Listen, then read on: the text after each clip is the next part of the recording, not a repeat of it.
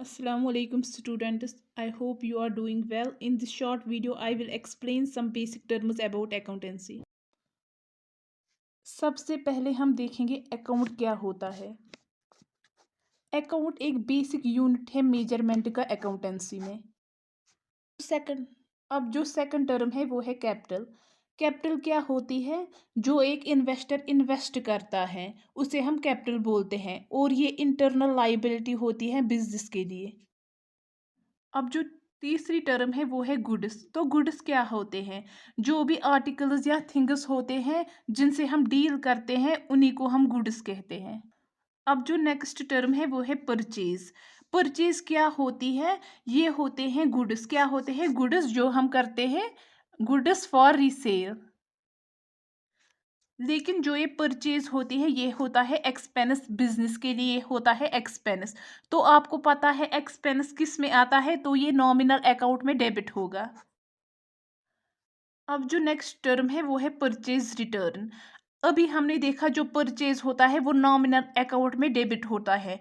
पर next term जो है वो है परचेज रिटर्न, जिसे हम रिटर्न आउटवर्ड्स भी कहते हैं। और ये क्या हो, ये बिजनेस के लिए गेन होता है।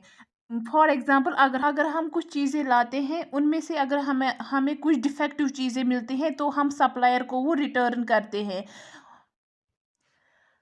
जो हम रिटर्न करते हैं तो हमारे बिजनेस के लिए वो गेन होता है। नेक्स्ट टर्म सीखेंगे सेल्स। सेल्स क्या होती है? जब हम गुड्स, अपने गुड्स जो होते हैं वो हम सोल्ड करते हैं, उसे हम बेचते हैं, उसे हम सेल्स कहते हैं। तो ये क्या होती है? ये हमारे लिए इनकम होती है क्योंकि हम कुछ बेचते हैं। अगर हम कोई चीज़ बेचे तो हमें वहां से मिलेगा कैश। तो ये क्या होता है?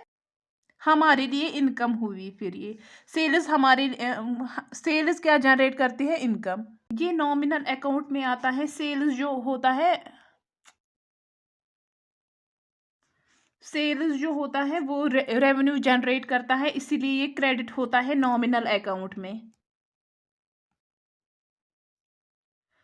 क्योंकि नॉमिनल अकाउंट में क्या होता है? इनकम्स और गेन्स क्रेडिट होती है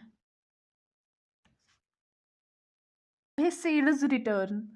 अब है जो नेक्स्ट टर्म है वो है सेल्स रिटर्न।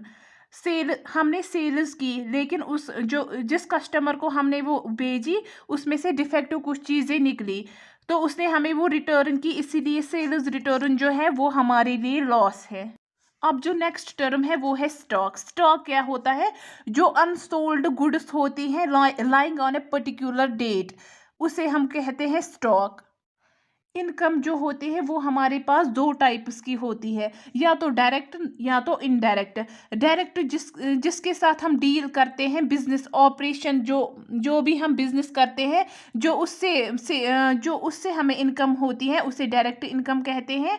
और जो अगर हमने कहीं से लैंड खरीदी जो उससे हमें बेनिफिट मिलता है, जो उससे हमें प्रॉफिट मिलता है, उसे हम इनडायरेक्ट इनकम कहते हैं। अब एक्सपेंस क्या होता है? एक्सपेंस होता है जो हम बिजनेस करते हैं उसमें हमें कितना खर्चा आया उसे हम एक्सपेंस कहते हैं। किसी पर्टिकुलर चीज को बेचने के लिए हमें कितना खर्चा आया उसे हम एक्सपेंस कहते हैं। अब सॉल्वेंसी क्या है? अगर हमारे पास एसेट ज़्यादा हो और लाइबिलिटीज़ कम हो तो हम कहते हैं तब हमारे पास सॉल्वेंस, यानी कि बिजनेस क्या हो, सॉल्वेंसी, वो अपने जो भी उसके एक्सपेंसेस हैं वो उसको पे कर सकता है। सॉल्वेंसी। अब नेक्स्ट टर्म जो है इंसॉल्वेंसी। जब हमारे एसेट्स कम हो, लाइबिलिटीज़ ज़्यादा हो तो वो क्या होती है? इंसॉल्वेंसी। अब आपको मैं एक टर्म सिखाऊंगी। अगर हमारे पास दो पर्सन है, ए और बी, अगर ये जो पर्सन ए है वो बेचता है उधार पे बी को कुछ चीज़ें, तो हम ए को बोलेंगे क्रेडिटर और बी जिसने उधार पे वो चीज़ें खरीदी उसको हम बोलते हैं डेबिटर। अब जो नेक्स्ट टर्म है अब हम सीखेंगे वो डेप्रिसिएशन क्या होता है। अगर ये हमारे एसेट्स की वैल्यू डिक्रीज हुई, क्योंकि हम with the passage of time अगर उनकी वैल्यू डिक्रीज हुई तो हम उसको कहते हैं डेप्रिसिएशन। या हम इसको सेकंड टर्म में ये भी बोल सकते हैं, ये क्या है, नॉन कैश ऑपरेटिंग एक्सपेंस जो होता है या एक्सपेंडिचर, उसको हम डेप्रिसिएशन कहते हैं। अब हम जो नेक्स्ट टर्म है बैड डेट। बैड डेट क्या होता है, लॉस जब बिजनेस को आए और हम वो रिकवर ना कर सके तो हम क्या कहते हैं उसको, बैड डेट। यानी कि अगर हमने किसी को उधार दिया और वो हमें वहां से पैसे नहीं दे तो हम उसको बोलते हैं बैड डेट।